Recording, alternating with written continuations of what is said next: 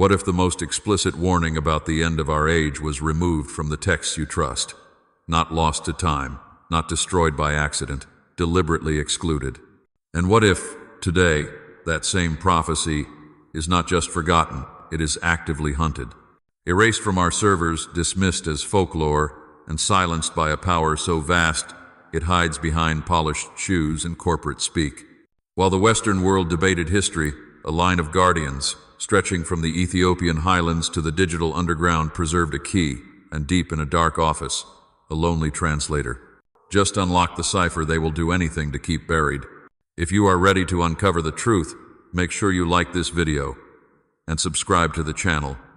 Hit the bell so you do not miss a single part of the investigation. You do not want to miss what happens next. The only light in the room came from the monitors, 3 of them, casting a blue-white glow on a pair of hands. Dr. Eris Thorne existed, in that moment, only as those hands. They moved with a frantic, practiced rhythm, the keys of his specialized keyboard chattering a rapid response to the ancient text on the central screen. His office was less a room and more a cocoon, built from stacks of hard drives and silent, towering server racks. The air was still, heavy with the scent of old paper and hot electronics. The only sounds were the persistent, quiet click of the keys and the low, steady hum of the cooling fans. His work was translation, but not the kind that involved modern languages or living clients. He was a digital paleographer, a ghost who walked the silent corridors of dead alphabets. He recovered what was lost, piecing together fragments of code and language that corporations and private collectors wanted to possess. The current project was a challenge. It was a heavily encrypted Aramaic text sent by a corporate client who paid extravagantly for absolute anonymity and impossible speed. He had been working for what felt like 36 hours, or perhaps 48, time blurred in the glow of the screens. He subsisted on black coffee, the cold mug always at the edge of his right hand's reach. Then he found it. It was not like the rest of the manuscript. The encryption was different, layered in a way that felt clumsy, almost modern. It was a file nested inside a file, a digital anomaly. His hands stopped their frantic dance. He leaned closer, the faint reflection in the dark border of the screen showing only a dark, featureless shape. He isolated the string of code. It was corrupted, but he was patient. His fingers moved again, this time with the delicate precision of a surgeon, typing commands, running decryption protocols. The text, when he finally coaxed it into view, was brief. It was just a few lines. It seemed to be a prophecy, but it felt wrong, out of place. It spoke not of the past, but of the future. It mentioned a remote generation that was yet to come. A sudden, strange coldness prickled the back of his neck. He leaned closer to the screen, his eyes scanning the impossible words. The reflection in the monitor was just a shadow, but he could see the strange code reflected in the place where his glasses would be. The power failed. It was not a flicker. It was a complete shutdown. The lights, the monitors, the fans, every piece of humming technology in his apartment went silent. The room was plunged into an absolute heavy blackness. The sudden absence of the fan's hum was louder than any scream. A single heartbeat later, the uninterruptible power supply for his main server kicked in. It was a loud, intrusive beep, followed by the whir of its internal fan. A single red light on the battery unit began to glow, a small accusatory eye in the dark. The server itself was safe, but the monitors remained dead. He sat there for a long time, his hands still hovering over the silent keyboard. A simple power surge, he told himself, a breaker flip. His building was old, the wiring ancient. He let out a long, slow breath, the sound vanishing into the new darkness. His hands, he noticed, were shaking. It took him 10 minutes to find his flashlight and reset the main breaker in the dark hallway of his apartment. 10 minutes during which the silence felt less like peace and more like a held breath. When the power returned, the familiar hum of his life, the fans, the refrigerator, the glowing clocks, rushed back in. He returned to his chair, the old leather sighing under his weight. The system rebooted slowly, painfully. He ran the diagnostics, his fingers tapping with a renewed urgency. No damage, no corrupted files. But the fragment was gone. The file he had isolated, the one he had spent an hour decrypting, was empty. It was not just deleted, it was wiped clean, as if the power surge had targeted it with surgical precision. Or he thought it was not the surge at all. Eris was meticulous. He was paranoid. He had backups of backups, stored in places no simple network failure could reach. He disconnected his terminal from the main network, unplugging the Ethernet cable with a decisive pull. He worked from a sandbox drive, a place disconnected from the world. He retrieved a copy of the original encrypted file. This time, he worked entirely offline. The air in the room felt thick again, but the coldness was gone, replaced by a focused, intellectual heat. He decrypted the fragment again. The words reappeared, stark white against the black of his text editor. And the watchers descended, for they desired the daughters of men, and they taught them forbidden knowledge, weapons of the sky, and charms of the earth. Watchers. The word was specific. It was not a common term in the other texts he was translating. This was something different. This was an intrusion. He toggled his secure, write-only search terminal. His fingers flew, cross-referencing the term watchers with Second Temple period literature. Most results were academic noise, endless papers debating obscure grammar. But one connection surfaced, small and persistent: the Ethiopian Orthodox Tewahedo Church. He found an old digital monograph, a scanned paper from the 1980s. It described a holy book, a text considered canonical to this one church, but removed from almost every other. A book that contained this exact story in extraordinary detail. The Book of Enoch. He scrolled further, opening new tabs, chasing the information. He found other, more recent articles, blog posts, forum discussions. They all dismissed the text. Folklore, one title read. A medieval fabrication, stated another. The fantastic myths of a forgotten text. He leaned back, the old chair groaning in protest. So, the client had inserted a piece of religious folklore into an ancient Aramaic financial ledger. Why? Was it a test? A joke? He was about to close the windows, to delete the fragment, and return to the paid work, when his speakers crackled. He had not been playing music. They were high-end studio monitors, and they should have been silent. A low static like a distant radio station filled the room. It was a faint, brushing sound. He reached for the volume dial on the speaker itself, a physical knob he rarely touched. His fingers brushed the cold plastic. Then, from the static, a sound emerged. It was not the static. It was something within the static, a voice. It was digitized, layered, and impossibly cold. It was not human. It sounded like a recording of a recording, something stretched and broken. It did not shout. It whispered. It whispered a single word. It whispered his name. Eris. He froze. His hand remained outstretched, millimeters from the dial. The static hissed, loud now, then vanished. The room was silent again, save for the hum of the fans. The voice was gone, but the echo of the word remained, hanging in the dead air of the room, a digital trace that knew where he lived. The fear from the digital voice was a cold fire. It burned away Eris's fatigue, replacing it with a sharp, obsessive focus. He worked standing up, his hands pacing the keyboard, his mind racing. He had to know why. Why this text? Why this elaborate, terrifying theater to pass him a fragment of religious folklore? His hands moved to the high shelf above his monitors, a place he rarely accessed. They felt for the rough spines of old books, his fingers tracing the embossed titles in the dark. He pulled down 3 heavy academic volumes, dust raining down in the blue light of his screens. He was finished with the digital world. He needed paper. He needed sources that could not be remotely deleted. His fingers, stained with dust, flipped through the brittle, yellowed pages of a university press book on apocryphal texts. He found references to the Ethiopian Orthodox Tewahedo Church, the one connection his brief search had provided. The text confirmed it. They held the Book of Enoch as canonical scripture, a complete manuscript, while the rest of the Western world had dismissed it. He read on, his fingers tracing the lines of a dense footnote. The footnote mentioned something else, a discovery. His hands flew back to the keyboard, this time to a deep archive academic search engine. He typed the word Qumran. The screen filled with data, articles, scans, debates. He saw maps of the West Bank, photographs of caves, and images of pottery jars. And he saw the date, repeated so many times it became a rhythm. 1947. He read about the Bedouin shepherds, about the scrolls found by accident. He learned that among the thousands of fragments, they had found copies of the Book of Enoch. Not one copy, but many.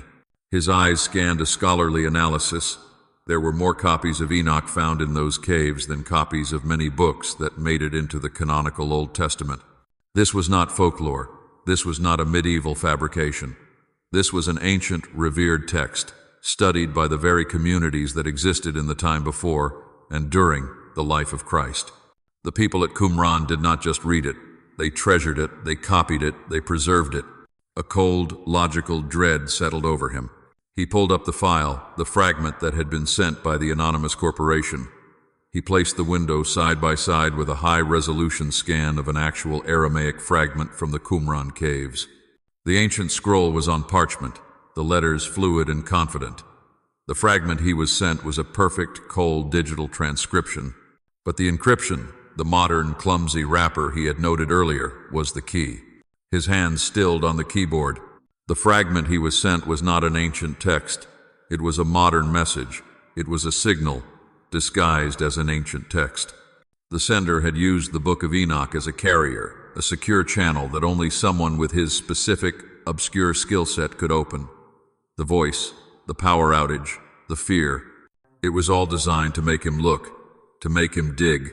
Someone wanted him to find this, and someone else, he suddenly realized, would be very unhappy that he had. The realization that he was a pawn, a simple tool for translation, chilled him more than the voice had. He had been so focused on the what that he had not considered the who. He stood up, his knees cracking. The cocoon of his office suddenly felt like a cage. He needed air. He needed to see the sun, to remember the world outside the glow of his screens. His hand reached for the heavy curtain and pulled it aside. A sliver of gray urban light cut into the room, illuminating a billion particles of dust. He looked down at the street, many floors below. A car was parked across the road, a long black sedan, impossibly clean, with windows so dark they looked like polished obsidian. It was not there when he had retrieved his last food delivery. It had no place in his run-down, industrial neighborhood. It was just sitting there, waiting. He let the curtain fall, his hand trembling. He grabbed his jacket from the back of his chair, his feet moving on instinct. He needed to leave, to blend, to think. He walked to his apartment door, his hand resting on the lock. He listened. There was only the sound of the building's old ventilation. He opened the door and stepped into the hallway, forcing his feet to walk, not run, to the elevator. The walk outside was difficult. Every person who passed him made him uneasy. Every car that slowed was the black sedan. He bought groceries he did not need, his hands mechanically placing items in a basket. The entire time, he felt a weight on his back, the sensation of being watched. He returned an hour later. The black sedan was gone. He let out a breath he did not know he was holding. He laughed, a short, dry cough. It was just paranoia, a coincidence. He put his key in the lock of his apartment. It turned before he applied pressure. The door was already unlocked. He froze. He could hear the hum of his servers from inside, the sound that was his life. It was unchanged, but the air that drifted from the open doorway was wrong. It was cold, and it carried a faint, sterile scent, something like ozone and cleaning solvent. He pushed the door open with one finger. Nothing was broken. Nothing was out of place. This was somehow worse. It was not a robbery. It was a statement. He walked slowly to his office. The 3 heavy books he had pulled from the top shelf were back. He ran his hand over them. They were on the shelf, yes. The spines were perfectly aligned, but they were in the wrong order. He looked at his desk. He had printed 1 page of his research, the article mentioning Qumran and the discovery date of 1947. He had left it by his monitor. His hand swept across the desk surface. The paper was gone. Then he saw it. Resting on the center of his keyboard, precisely on the home keys, was a single, perfect black feather. It was small, iridescent. Its edges were sharp and defined. It looked like a drop of night, a piece of a shadow left behind. His hand hovered over it, afraid to touch it. The message was clear, sent with impossible, terrifying subtlety. "We were here. We see your work. Stop." The intimidation was absolute. It was not a violent act, but a violation of his sanctum. The feather was a symbol of a power he could not comprehend, a group that could move through his world without making a sound, a group that left feathers instead of fingerprints. He put the feather in a small glass jar on his desk, a reminder. For 2 full days, he tried to comply, he tried to forget. He disconnected his secure terminals. He worked on a simple, meaningless project for a different client, translating 16th century shipping manifests. His hands typed the words cargo and trade and departure, but his mind was on watchers and Qumran and prophecy. His fingers felt clumsy, his focus shattered. He made mistakes, deleting line after line of work. He could not let it go. The intrusion had failed as a deterrent. It had succeeded only as a confirmation. The fragment was not just important, it was dangerous. And if they were willing to do this to stop him, he had to know what, exactly, he was supposed to be stopping. On the 3rd night, he gave in. He did not reconnect his main system. He pulled a small, clean laptop from a drawer, a device that had never touched his network.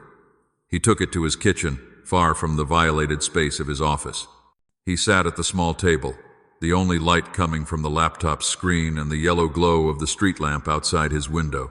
He opened a simple, clean web browser. He navigated to a public domain digital library, a collection of sacred texts. He did not search for the folklore. He searched for the proof. His fingers typed a single word, Enoch. The results were immediate. Most were articles, but one was a direct link to the text itself. He clicked, not on the Apocrypha, but on the canonical Bible. He found a small, obscure book near the very end of the New Testament, the Epistle of Jude.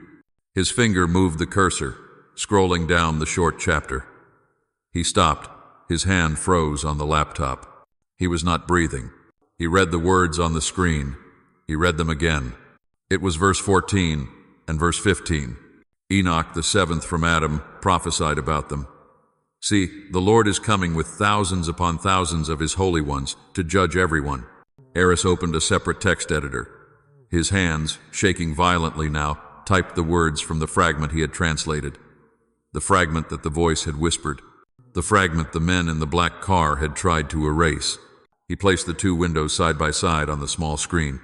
They were not similar. They were not an echo. They were identical. It was a word-for-word, direct quotation. A New Testament author, an apostle, had quoted the book of Enoch directly. He had quoted it as prophetic scripture, as authoritative revelation. Eris pushed the laptop away, his chair scraping loudly on the kitchen floor. This was not folklore. This was not a myth. This was a foundational piece of the puzzle, a text so important that the earliest Christians knew it, cited it, and believed it. And then, he thought, his eyes drawn to the dark office where the black feather sat in its jar, someone had decided to remove it. Someone had decided, centuries later, that the world was not meant to read it. He realized with dawning horror that the people who had removed it then and the people who had visited his apartment now were part of the same, unbroken line. The quotation from the Epistle of Jude changed everything. The digital voice in the static, the black feather, the unlocked door, these were acts of intimidation. They were designed to make him stop. But the quotation was an act of validation. It was history, set in stone, proving that the text the silencers wanted to bury was once considered holy. Eris now understood. He was not just a translator, he was a liability. He knew a secret, and he did not even know what the secret was. He could not stay in the apartment. His office, his cocoon, was compromised. The laptop in the kitchen, where he had found the Jude quote, was also in the compromised space. He needed a clean machine, a public one. He needed an expert. He pulled on a dark, hooded jacket. We see his hands zip it up, the sound loud in the silent room. His feet, in soft-soled shoes, moved to the door. He did not take his keys. He did not take his phone. His hand slipped into his pocket and closed around a single, small, clean data drive. The street was cold, a light rain falling. We see his feet move quickly over the wet pavement, the reflections of streetlights shattering in the puddles around them. He walked for 30 blocks, taking random turns, his head down, just another shadow in the urban twilight. He entered the main branch of the public library, an old building of stone and high ceilings. He did not use the main terminals. He went to the basement archives, a place that smelled of paper dust and floor wax. He found a row of older computers, their screens thick and gray. His hands slid coins into the slot for 30 minutes of time. His fingers, still cold from the rain, moved over the unfamiliar keyboard.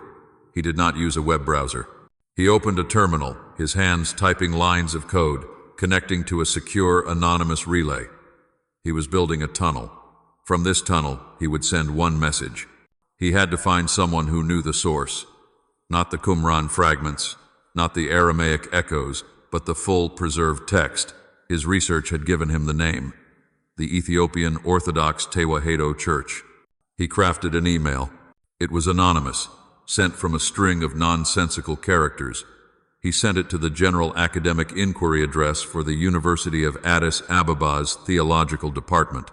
The message was simple: to the guardians of the Ge'ez text. I am a translator. I have been given a key, and I do not know what it opens. It is a fragment, but it is alive. I am attaching it. I need to know why. He attached the small, clean text of the fragment he had translated. He hit send.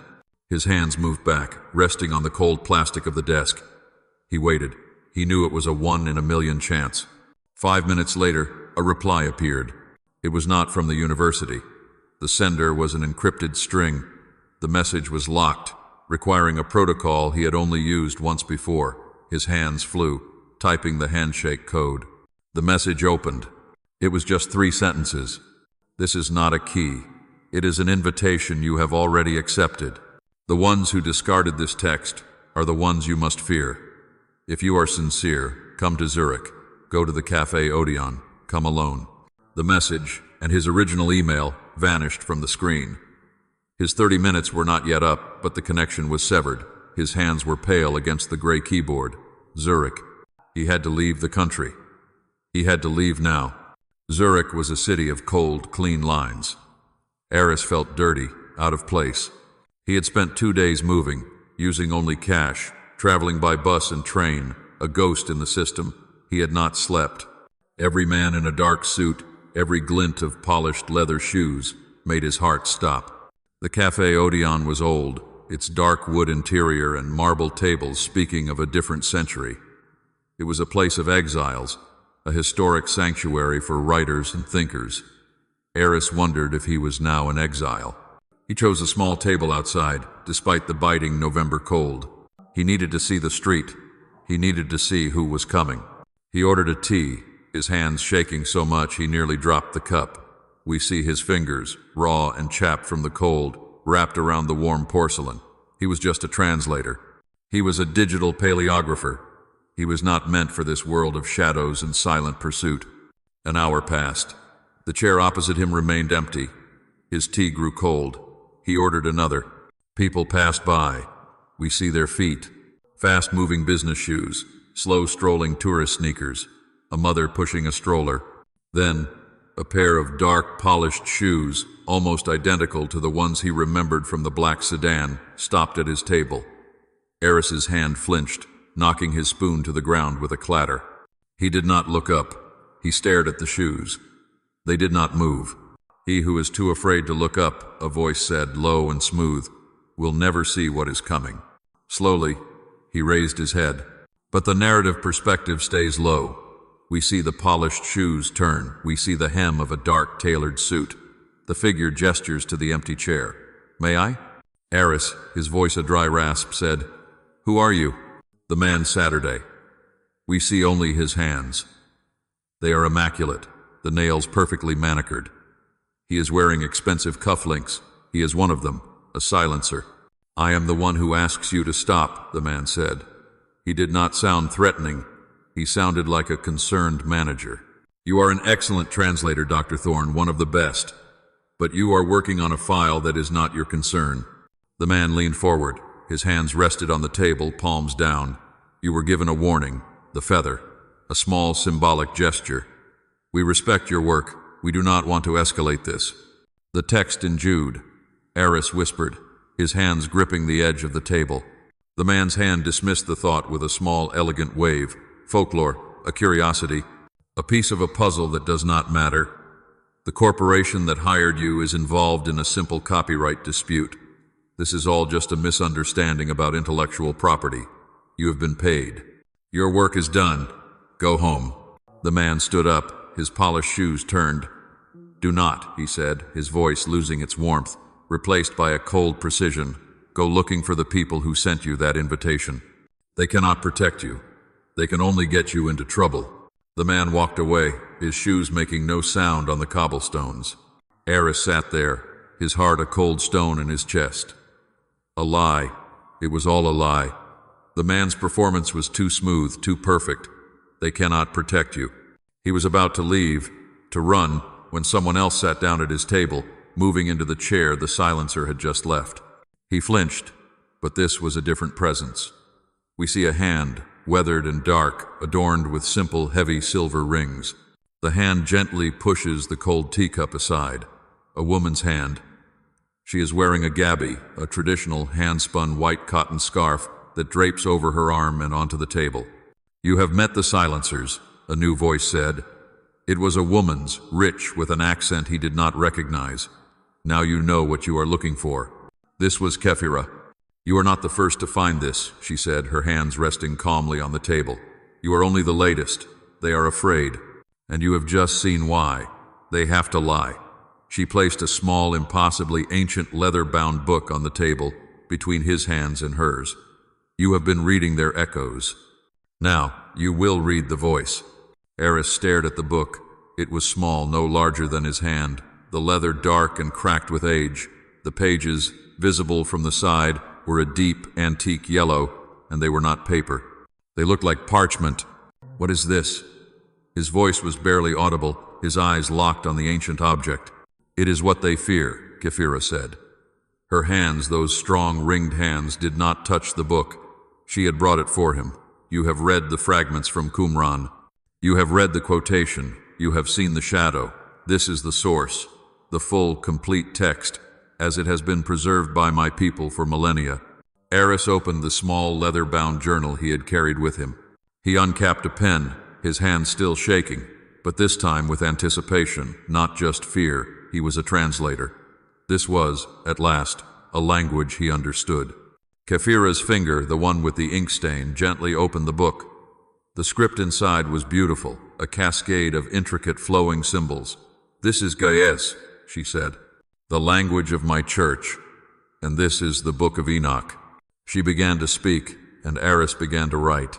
His hand flew across the page, his own script a frantic, messy scrawl as he tried to keep up. "You must understand," she said, her voice a low, melodic rhythm.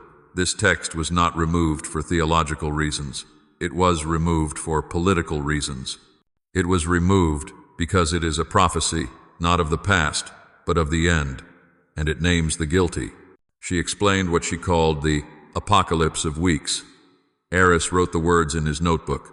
She described a vision that divided all of human history into 10 distinct periods, 10 weeks. 7 weeks for the old world, she explained, her finger tracing a line in the Ge'ez text. Then the week of the chosen, and the week of judgment. And finally, the 10th week. The final generation. "The final generation," Eris repeated, his pen hovering over the paper. "What does it say about them?" Kephira's hands closed the ancient book. She looked at Eris, and though we do not see his face, we see his hands grip the pen so tightly his knuckles are white. "It describes a time of profound, almost total deception," she said, her voice dropping. "A time when the truth is hidden, not by one group, but by the entire world. A time when people will celebrate falsehood and will call evil good and good evil." Eris stopped writing. His hand was still. He was thinking of the silencer, the man in the beautiful suit who had told him, with such calm authority, that this was all a simple copyright dispute. A man who had called the truth folklore. "It describes," Kephira continued, "a generation where the powerful, the kings, and the mighty will twist justice for their own gain. A time when those who seek the truth will be hunted, silenced." Eris looked down at his own hands. He looked at the black feather, which he had kept, now taped to the inside cover of his notebook, a symbol left by the very men the book was describing. "I think," Eris said, his voice low and steady for the first time. "That generation is already here." Eris's hand was still. He had been writing notes so frantically that his fingers ached, but now they were frozen, the pen held just above the paper of his notebook. His hand, next to hers on the dark cafe table, looked pale and unsteady. Kafira's hands, in contrast, were calm, resting on the ancient leather of the Ge'ez manuscript. His hand finally moved, writing a single question in his notebook, the letters shaky. "Who are the Watchers?" Kafira's finger, the one with the ink stain, gently tapped the cover of the small book. "They are the beginning of the secret," she said, her voice low. "They are the reason the book was removed." She turned the delicate, parchment-like pages. We see the text, the beautiful, alien Ge'ez script, flowing across the yellowed surface. The text you translated, the fragment that was sent to you, is from the very start of the story, from chapters 6 and 16. The book explains what the Standard Bible only whispers about. Eris's hand wrote the chapter numbers 6 and 16. The story says that in the time before the Great Flood, beings came from the sky. They were not human. They were guardians, watchers, but they did not watch. They interfered. She paused, letting the weight of the idea settle. The sounds of the cafe, the distant clatter of cups, and the murmur of other languages seemed to fade. They saw the world of humanity, she continued, and they coveted it. They decided to break their one great rule. They descended, and they brought with them things that humanity was never meant to possess. Her finger traced a line of script. "This is the true transgression, Eris. It was not a simple mistake. It was an act of profound corruption. They taught humanity forbidden knowledge. They gave them the secrets of the sky, the charms of the earth, and, most terribly, the art of conflict. Arisis benmoved, forbidden knowledge, weapons." "Yes," she said. "The text describes how the world was changed. This knowledge was a poison. It unbalanced everything. It turned humanity against itself, creating a world of great conflict and great deception. The Watchers gave humanity the tools to build, but also the tools to destroy one another at a scale the world had never seen. The corruption was so complete that the earth itself was crying out." Eris's hand stopped writing. He was a man of technology, a man of code. He understood the power of a single new piece of information to change everything. Kafira leaned forward slightly. We see the sleeve of her white scarf move. "The men who follow you, the silencers, they are the same. They are the new Watchers, but they do not give knowledge. They hoard it. They control it. They understand, as their ancient predecessors did, that a single piece of information, a single truth, can unbalance the world they have built." She tapped Eris's notebook, the one with the black feather taped inside. "And now you have it. You have the one piece of information that exposes them. You have the text that names them, that describes their methods, that prophesies their end." Eris's hand slowly, deliberately, closed the notebook. "The man in the polished shoes," Eris said, his voice low, the words barely a vibration. "We see his knuckles, white as they grip the small notebook. He sat right where you are. He told me it was a misunderstanding, a copyright dispute." Kafira's hands folded, one over the other. A lie, of course, but a very specific lie, a corporate lie, a lie about ownership and property. That is the language of the kings and the mighty, the rulers of this age. Eris's hand opened his notebook again, his pen finding a clean page. He wrote "kings and mighty." "That is what the Book of Enoch calls them," she said, confirming his thought. "The prophecy is not just about the ancient Watchers. It is about their human inheritors. The ones who rule in shadows, the ones who pull the strings of industry and government, the ones who would send a polite man in a perfect suit to tell you to stop looking." Eris looked from his notes to the ancient book on the table. "So they suppress it. They have suppressed it for how long?" 2 millennia, Kefira said. "Since the first councils, since the moment Christianity became a religion of empire, the text was dangerous. It does not just speak of judgment for the wicked. It speaks specifically of judgment for the powerful who oppress the righteous. It says that the kings will be thrown from their thrones, that their gold will be worthless, that their hidden deals will be brought into the light for all to see." She leaned closer still. "Think, Eris.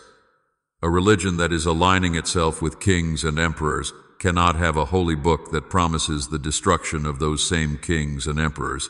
It is bad for business. The cynicism in her voice was cold, but it was the cold of ancient, settled fact.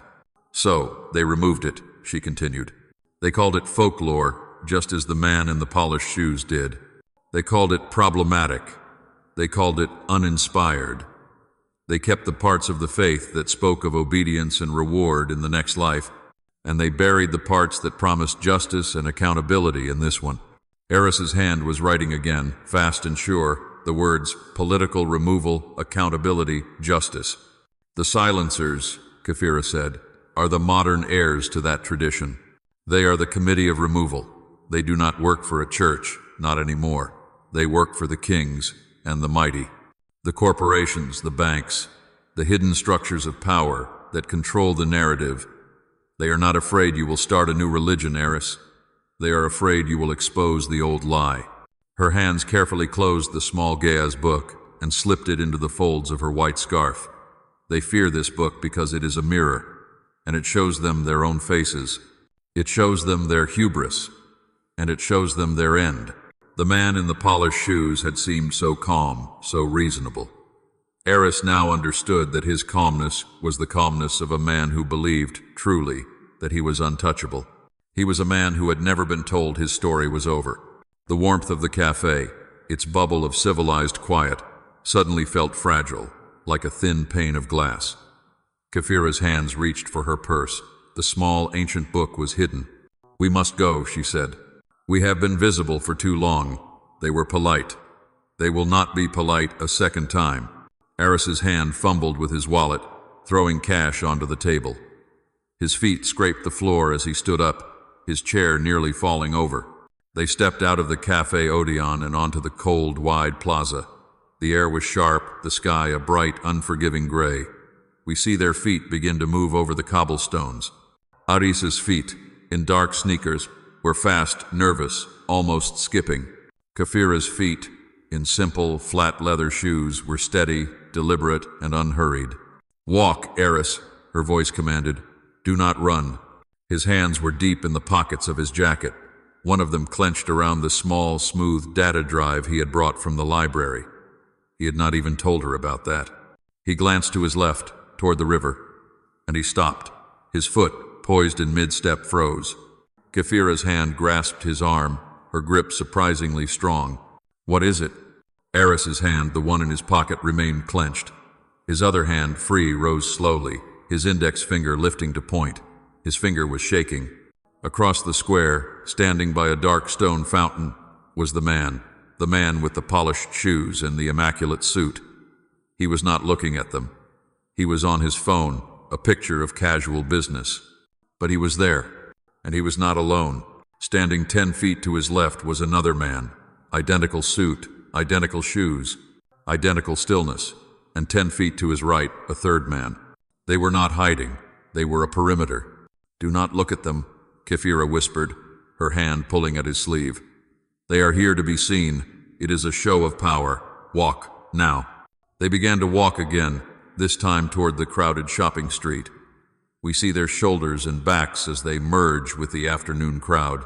A mother with a stroller, a group of laughing students, a man walking a dog. Aris and Kefira became for a moment just two more people. Eris glanced at a large, dark shop window as they passed. He saw his own blurred reflection, and he saw, 20 paces behind them, the three men, moving in perfect, synchronized time. They were not running, they were not shouting, they were just walking. Their pace matched exactly to the flow of the crowd, an island of cold, dark purpose in a sea of casual shoppers. They turned a corner onto a narrow side street. The street was quieter here. We hear the echo of their footsteps. Behind them, the sound of other footsteps. 3 pairs, polished leather on stone. They did not speed up. They just turned the corner. They were inevitable. This was not a chase. It was a herding. The psychological pressure was immense. It was the threat of omnipresence, the knowledge that there was no crowd thick enough, no street narrow enough to make them disappear. Eris was breathing quickly and heavily. We see his hand reach out, bracing against the cold stone wall of a building. "We cannot," he panted. "We cannot outwalk them." Kefira's hand pointed up, to the end of the street, where the dark twin spires of a large church cut into the gray sky. "We are not trying to outwalk them," she said, her voice calm and clear over the sound of the approaching steady footsteps. "We are going to sanctuary." Eris's hand, slick with cold perspiration, pushed hard against the ancient heavy wood of the church door. The iron ring handle was cold, his fingers fumbling to get a grip. He pushed against the wood with his shoulder, the door groaning on hinges that had not moved quickly in a century. He stumbled inside, his feet catching on the uneven stone floor. Kefira was right behind him. Her hand, the one with the silver rings, reached out and pulled the door shut. The sound was not a click. It was a deep, resonant boom, an acoustic finality that echoed up into the vast, dark ceiling above them. The silence that followed was absolute. It was thick, heavy as velvet, and smelled of cold stone, old wax, and something anciently sweet, perhaps incense from a morning service. The chaotic sounds of the street, the pursuit, the footsteps, were gone, as if erased. Light filtered in, not as direct sunlight, but as colored columns, shafts of deep blue, red, and gold falling from the high stained glass windows. Dust motes danced in the light, the only things in the massive space that seemed to be moving. Eris's hand went to his chest. He could feel his heart beating quickly against his palm, a frantic drum against the sudden, profound quiet. His feet took 2 unsteady steps, and his hand reached out, bracing himself against the carved wooden end of a dark, polished pew. His hand, shaking, gestured back toward the massive door. He could not form the words, only a gasping, "Will they?" Kefira's hand, by contrast, was perfectly steady. She placed it on his shoulder, a small, firm weight. We see her hand, calm and unhurried. When she spoke, her voice was not a whisper, but it was low, and the church's acoustics carried it, making it sound like it was coming from everywhere at once. "They will not enter," she said. Aris's hand tightened on the pew. "How? The lock?" "No," she said. Her hand lifted from his shoulder and made a small gesture, encompassing the stone pillars and the high vaulted ceiling. "This is not their world. Their power is in the street. Their power is in the boardroom, in the server room, in the places of men. This is a place of faith. They have no influence here." Her hand moved to the white gabby she wore. "They are masters of the temporary, Eris. This place, and the ideas it represents, are eternal. It is an old, old rule. They can wait, but they will not cross the threshold." She had not led him here to hide. She had led him here to give him the one thing he needed. "The book," Kefira said, and her hand touched the small leather-bound volume in her scarf, "is a map. It shows the territory, but it is not the weapon. It is not the thing they truly fear." Eris's hands, still trembling, remained on the pew. "Then what do they fear?" Kefira's hand, the one with the ink stain and the silver rings, reached back into her scarf past the book. It emerged, holding something small, something modern, something that flashed a dull silver in the stained glass light. It was a data drive. "They fear this," she said. Her hand held the small object out to him. "This is what I have guarded, not just the ancient stories, but the modern proof, the scans from Qumran, the full Ge'ez translation, and the connections." Aris's hand, unsteady, reached out and took the small, cold piece of metal and plastic. It felt impossibly heavy, a dense weight of secrets. "Connections to what?" His hand was almost afraid to hold it. "To them," Kefira said. "The silencers, the ones in the polished shoes. This drive contains my research. It links the ancient suppression with the modern one. It shows how their network, their corporations, their kings and mighty, are the same organization that first tried to bury this book 2,000 years ago." Her hand closed over his, the data drive pressed between their palms. "I am a guardian, Eris. I protect the past. But you are a translator. You must become a witness. You must show the present." Kefira was gone. She had left him in the sanctuary, slipping out a small side door used for the clergy. Her hand had touched his shoulder once more. "They will be watching the front," she had said. "I will be the diversion. You have 1 hour. Find what you need. Then you must run. Not with me. You must run to the network." Now he was alone. The church was still silent, a vast, empty vessel of colored light. His hands, though still shaking, moved with a sudden, new purpose. He slid into the pew, his back against the cold, dark wood. From his jacket, his hands pulled the small, clean laptop. He placed it on his knees. He looked at the data drive in his palm. It was the only thing in the entire ancient building that was truly modern. His hand inserted the drive into the side of the laptop. The port clicked, a small, sharp sound that seemed to disturb the holy silence. The screen of the laptop cast a pale blue glow, out of place against the gold and red light from the windows. The drive mounted. His hand used the trackpad to open the file structure. It was, as she had said, simple. Folders, Qumran, G's, Watchers, and one file that stood out, one folder named Parables. His hand, his translator's instinct, moved the cursor to that folder. He clicked. It contained a single, large text file, a translation, clean and annotated, with Kafira's own digital signature. He read the title, The Similitudes of Enoch, chapters 37 through 71. His hand moved to the trackpad, his finger scrolling slowly. He was not reading as a believer. He was reading as a linguist, as a paleographer. He was reading for the why. Why this? Why risk so much for this? His eyes, unseen, scanned descriptions of heaven, of wisdom, of the righteous, and then he stopped. His finger froze on the trackpad. He read a passage about a figure who was hidden in God's presence before the creation of the world, a figure who was perfect in righteousness, who possessed all wisdom, a figure who was given a name, the Son of Man. Eris's hand fell from the trackpad.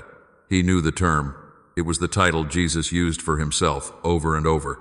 He had always assumed it was a term of humility, a way of saying a human being.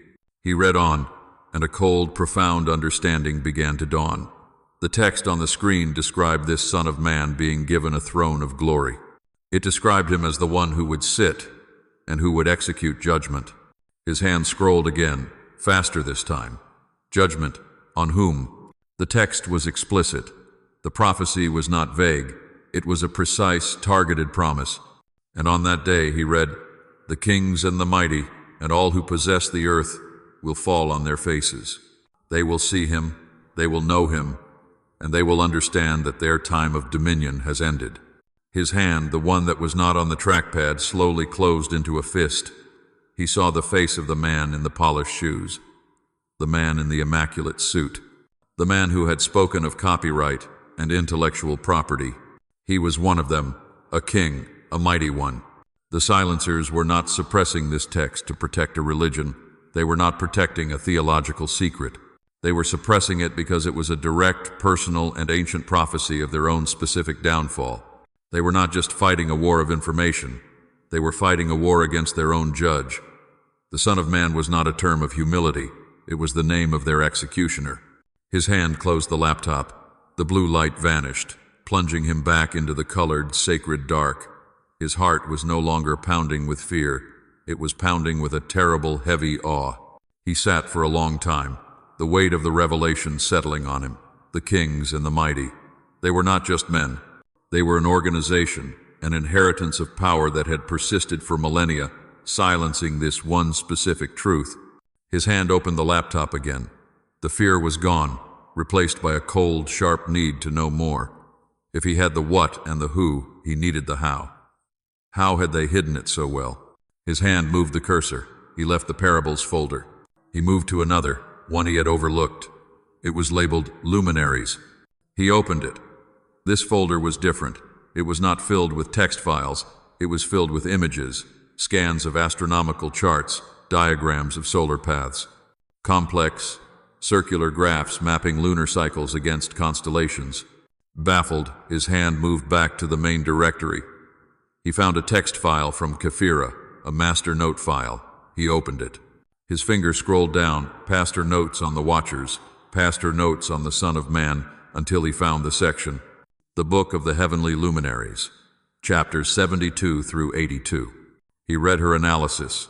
His hand, which had been holding his pen, went still. The Book of Enoch, she explained, was not just a book of prophecy. It was a book of cosmology. It contained, in precise detail, a description of the true calendar of creation. His hand gripped his pen. He began to write in his notebook, his fingers flying across the page.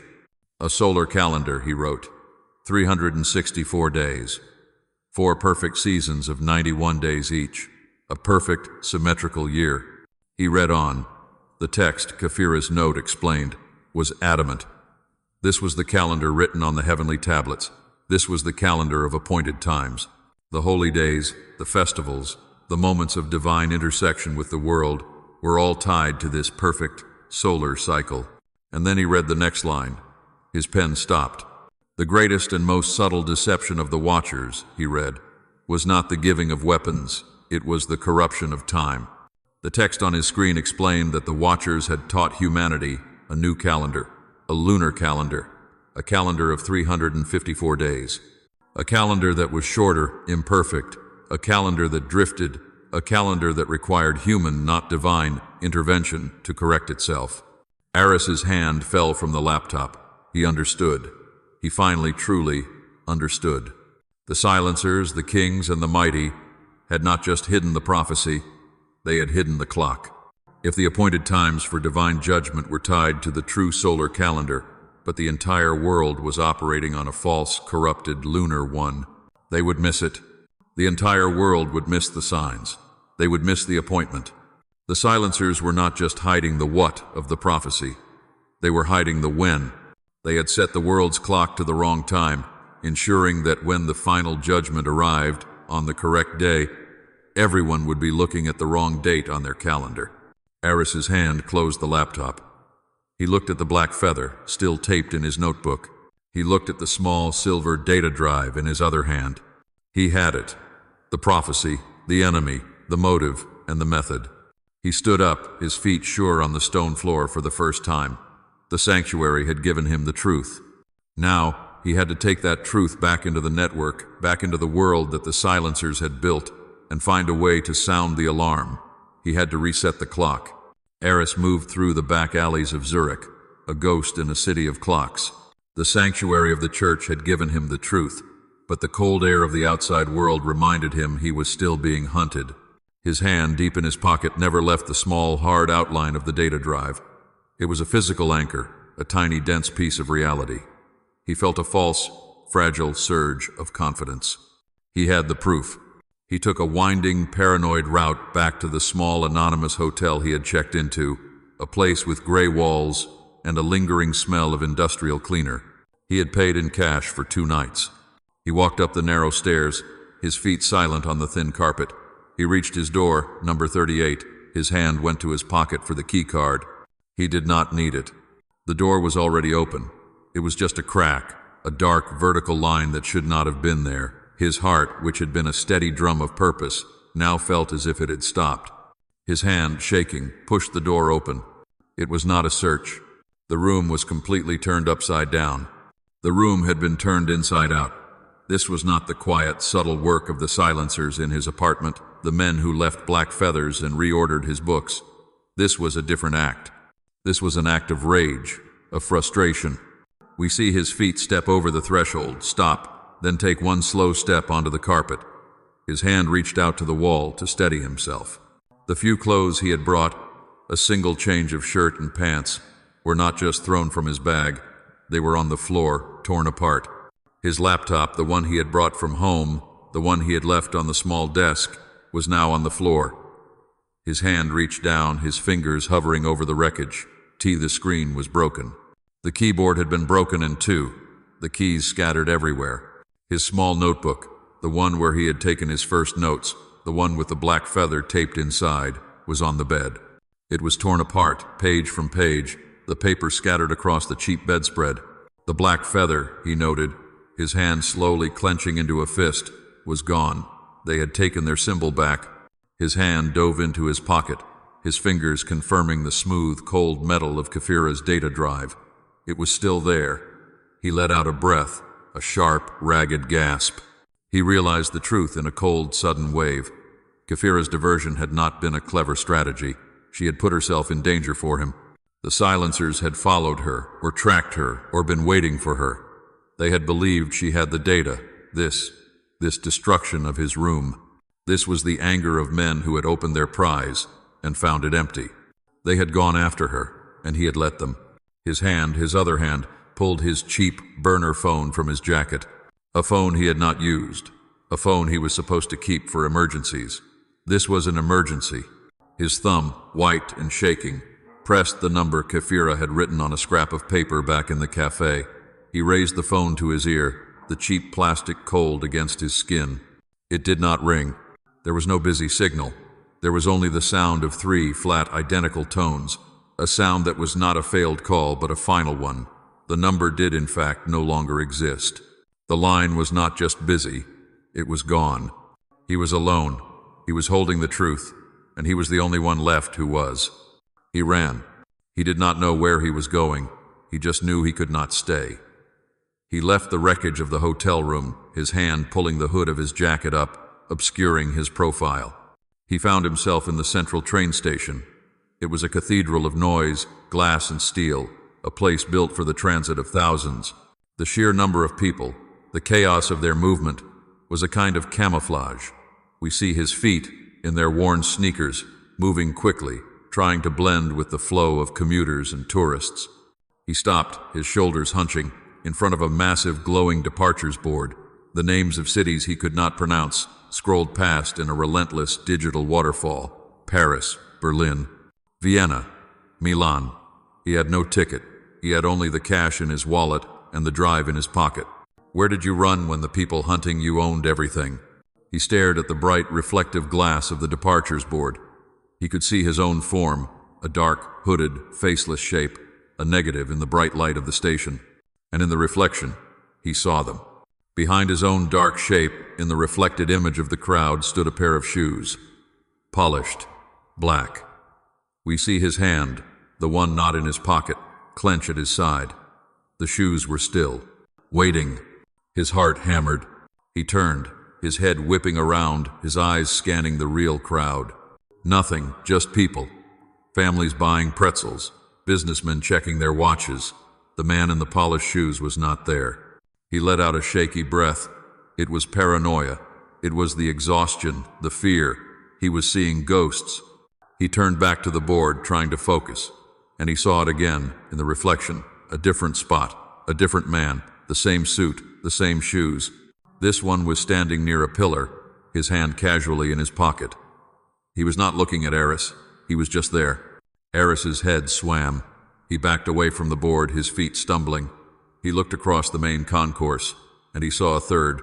This one was standing near the security checkpoint, talking to a uniformed station guard. His hand, the one in his pocket, gripped the data drive. They were not chasing him. They were not running. They were a net. They were in place. This entire, vast public space belonged to them. He ducked, his shoulder brushing past a man pulling a rolling suitcase. He moved toward the edge of the concourse, his eyes darting. He saw a door. Maintenance, it read. His hand fumbled with the handle. It was unlocked. He slipped inside, into a narrow, dark corridor that smelled of bleach and cold concrete. He let the door click shut, plunging him into near darkness. He leaned against the wall, breathing heavily and with difficulty. He pressed his forehead to the cold steel of the door. He stayed there for 10 minutes, his body shaking. Finally, his hand reached up and he pressed his eye to the small wire mesh window in the door. He looked out onto the concourse.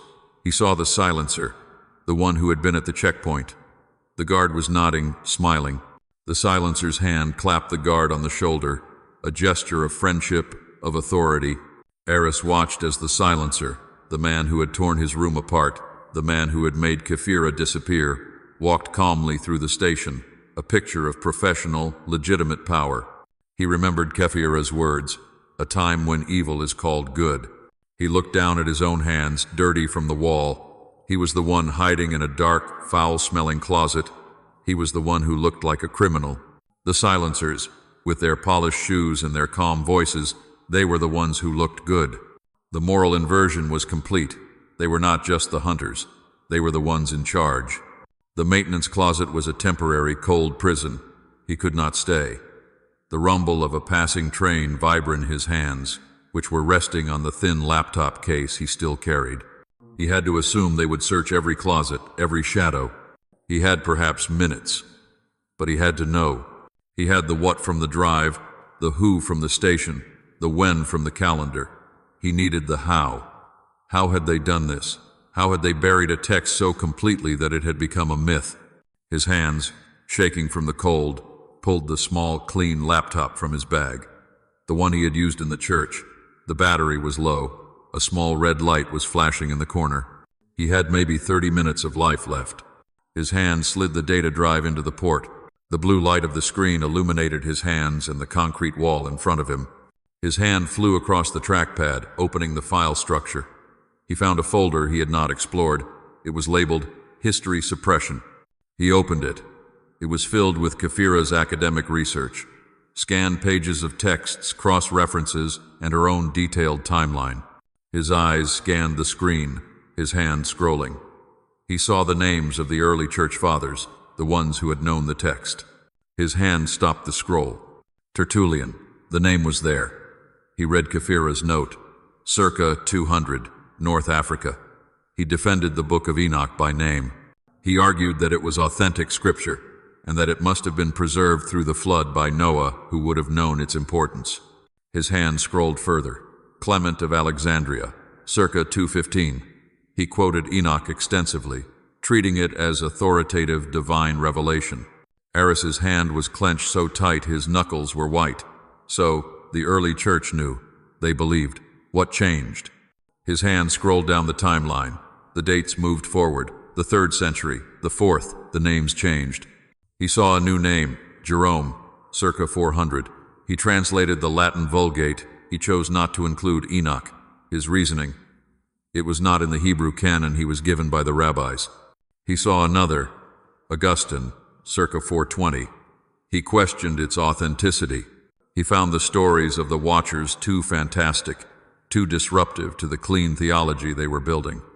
He suggested it was a forgery. The change was not an accident. It was a pivot.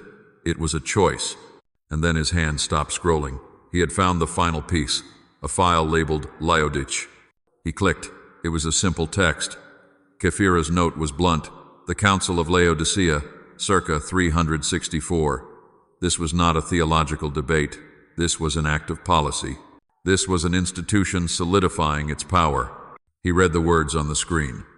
Canon 59. A list of all books deemed acceptable to be read in the church. Canon 60. A list of the canonical books. Aris's hand moved to his mouth. The Book of Enoch was not on the list. It was not removed. It was simply omitted.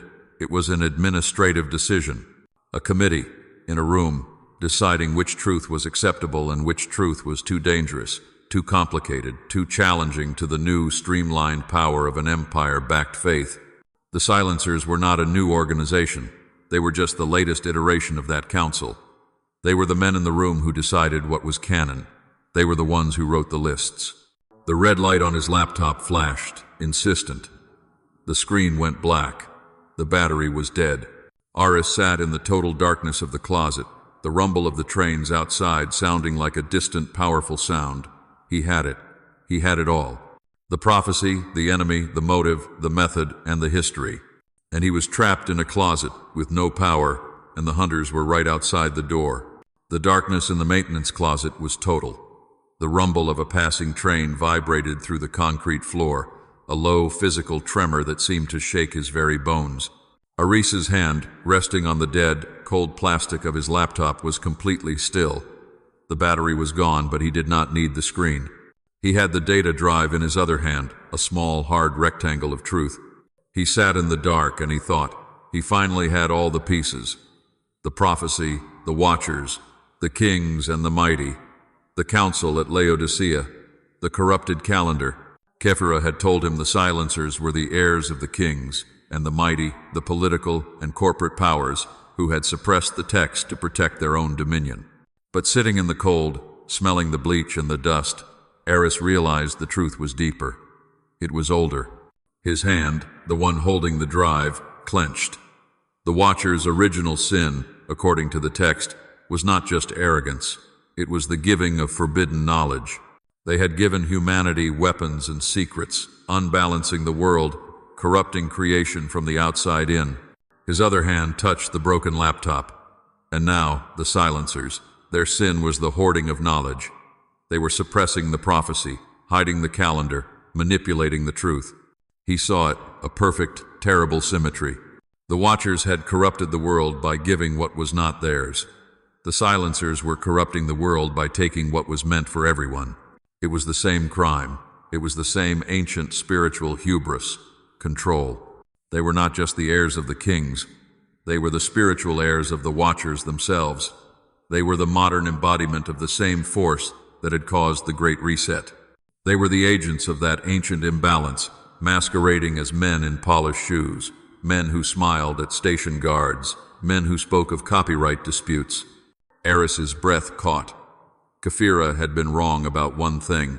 She had said the silencers were afraid of the prophecy, afraid of the judgment of the Son of Man. He realized now, in the cold dark, that their motive was not just fear, it was jealousy. It was the same motive as the Watchers. They were not just trying to avoid judgment. They were trying to prevent the restoration. They wanted to keep the world in its corrupted, unbalanced state, because in a corrupted world, they were the ones who ruled. He was no longer just a translator. He was no longer just a witness. He was a man holding the one piece of information that could rebalance the scales. His hand, holding the drive, felt warm, as if it were alive. The rumble of another train faded. He heard footsteps in the concourse, casual, unhurried. He had to move. He had to become the new source of forbidden knowledge. He had to become a watcher, but for the other side. His hand rested on the cold steel of the maintenance door. He waited. He counted the announcements over the station loudspeaker, the arrivals and departures, letting the rhythm of the place seep into him. He needed a surge, a moment of chaos to cover his exit. An announcement came, a high-speed train arriving from Berlin. He waited for the sound of its brakes, the hiss of its doors.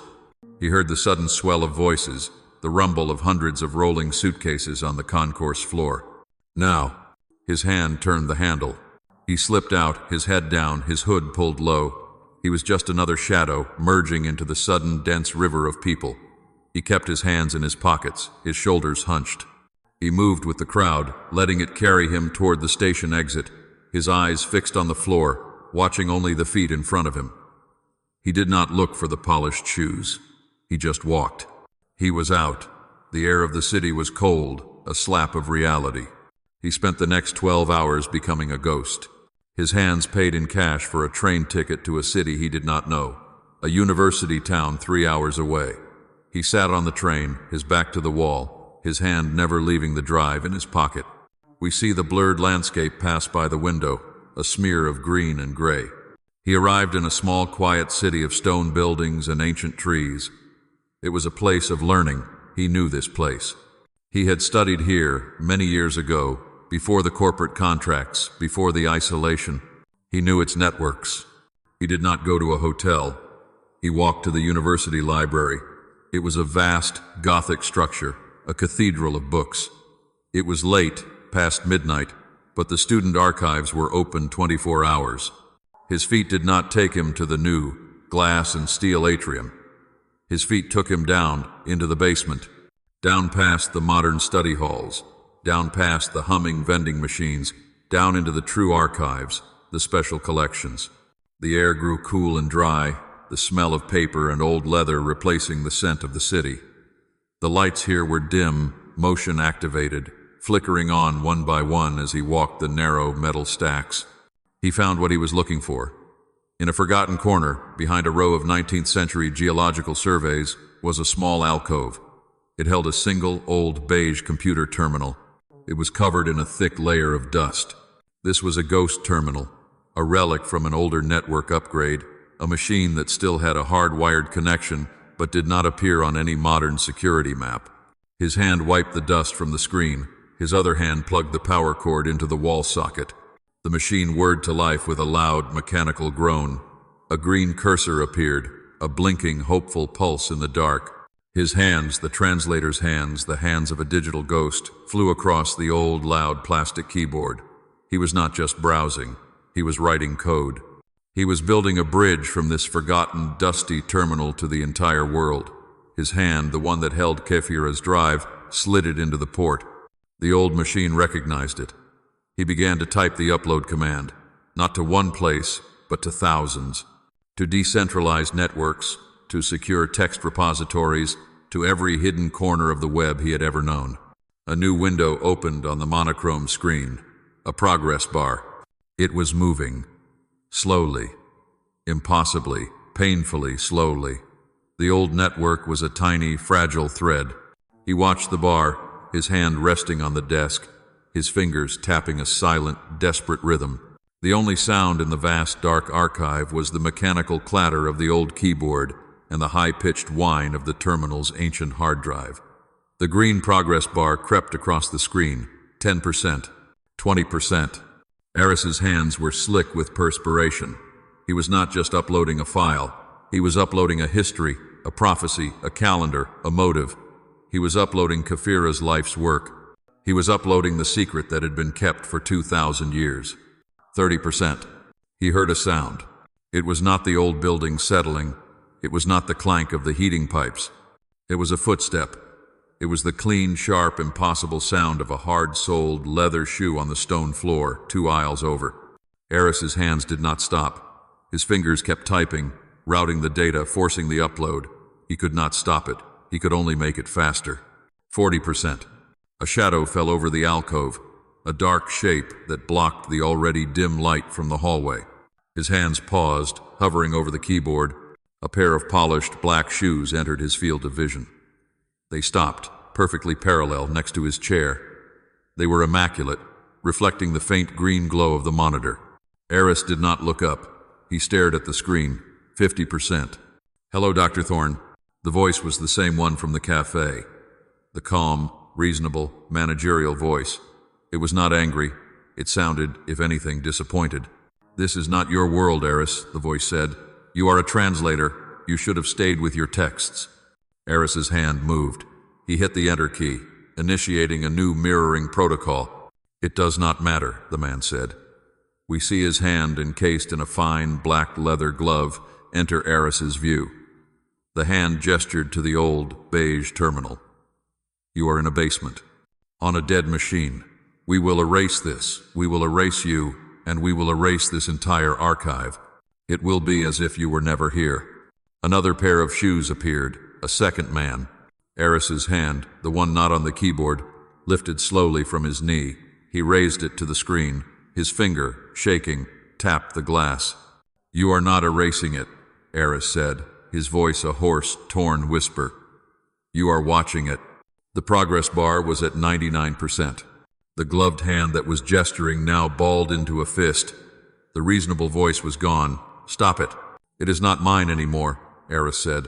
The progress bar hit 100%. The word complete flashed on the screen, bright green. At the same moment, the gloved hand gripped Eris's shoulder firmly. Eris looked up, not at the man, but at the dark, reflective glass of the monitor. He saw his own reflection, a blurred, exhausted, hollow-eyed shape, and behind his shoulder, he saw the reflection of the silencer, a tall, dark suit. A perfect, polished, featureless void. There was no face. There was only the power and the intensity. Eris met the reflection's gaze. "It is finished," Eris whispered to the man in the glass. When we first began this story, this journey of the Qumran cipher, it might have seemed like just a thriller. It was a story about a man who found a file he should not have, a ghost in the machine who was suddenly hunted by shadows. But to me, this story has always been about something more. It is a personal look at how fragile truth really is. It shows us that history is not something that is finished, something that just sits quietly in the past. It shows us that history is a living thing. It is something that must be guarded, but it is also something that is actively being managed, controlled, and most of all, hidden by forces we will never see. And then there is Eris. What I find so compelling about him is that he is not a hero. He is not a spy or a soldier or a man of action. He is a man who built his entire life around not being seen. He is a digital paleographer, a ghost. He is, in many ways, just like us, isolated, focused on his work, and deeply, deeply afraid when the real world comes knocking at his door. His bravery is not in fighting. His bravery is in his refusal to stop knowing. It is in his decision that the truth, even a truth that will cost him everything, is more important than the comfortable silence he used to live in. He starts as a simple translator, a tool. But by the end, by choosing to release the data, he becomes a witness. The most profound lesson I take from this is about the nature of power. The silencer's greatest weapon was not their presence or their ability to destroy his room. Their greatest weapon was the lie. It was the calm, reasonable man in the polished shoes who called the prophecy folklore. They tried to make the truth seem small, silly, and unofficial. This story shows us that power does not just control us with force. It controls us by managing our perception of reality. It tells us what is real and what is just a story. So, this is the thought I want to leave with all of you, our community of investigators. In our world, a world of endless information, we are all translators. We are all, in our own way, like Eris. We are sitting in front of screens, trying to figure out what is real and what is just noise. The message of this story is not to be afraid of the silencers. The message is to look. Do not be afraid to look in the dark corners. Do not be afraid to open the file that is marked forbidden. Ask the questions that no one else is asking. The most powerful thing you can do is simply refuse to accept the official story. Be your own witness. Be your own archivist. And like Eris in that final moment, share what you find. That is how the light gets in. If this story touched your heart, please give this video a like, as it helps the light reach others who may need it. Share your thoughts and reflections in the comments below. I would love to hear what part spoke to you most. And if you wish to continue this journey of quiet stories, faith, and healing, subscribe to the channel so you never miss the next chapter. May the light stay with you, always.